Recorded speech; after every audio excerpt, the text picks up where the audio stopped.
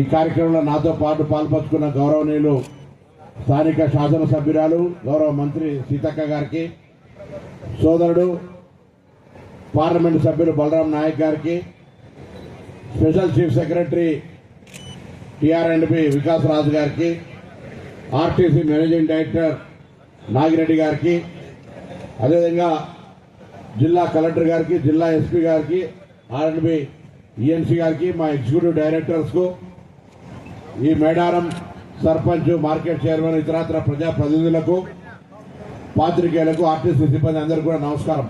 ప్రణాళిక చేయడం జరిగింది.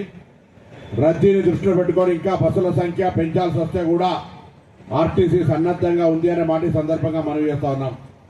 అదేవిధంగా యథావిధిగా తెలంగాణ ప్రజాపాలన ప్రభుత్వం ఏర్పడ్డ 48 గంటల్లో ఏ విధంగానైతే మహిళలకు ఉచితంగా బస్ ప్రయాణ సౌకర్యం కలుగజేసినామో, జాతర సందర్భంగా తెలంగాణ వ్యాప్తంగా ఉన్నటువంటి అక్క చెల్లెలు మహిళలందరూ కూడా సమ్మక్క సారలమ్మ దర్శించుకోవడానికి కూడా ఉచితంగానే ప్రయాణం చేసేటువంటి సౌకర్యాన్ని యథావిధిగా కొనసాగిస్తున్నామనేటువంటి మాట కూడా ఈ సందర్భంగా మనం చేస్తా ఉన్నాం.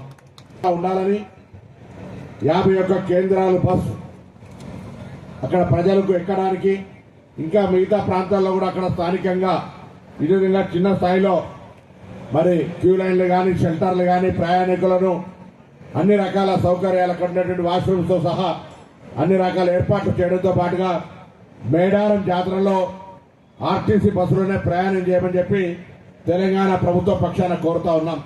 నాయక్ గారికి, మరి ఆర్టీసీ కమిషనర్ నాగిరెడ్డి గారికి, కలెక్టర్ గారికి, ఈఎన్సీ గారికి, ఎస్పీ గారికి, ఆర్టీసీ ఆర్ఎం గారికి, ఇతర అధికారులకు అందరికీ, పత్రికా మీడియా సోదరులకు పేరు పేరున నమస్కారాలు. మనం పెట్టిన తర్వాత బస్సులలో కూడా ఎక్కువ మంది మహిళా భక్తులు అనేది రావడం జరుగుతూ ఉంది.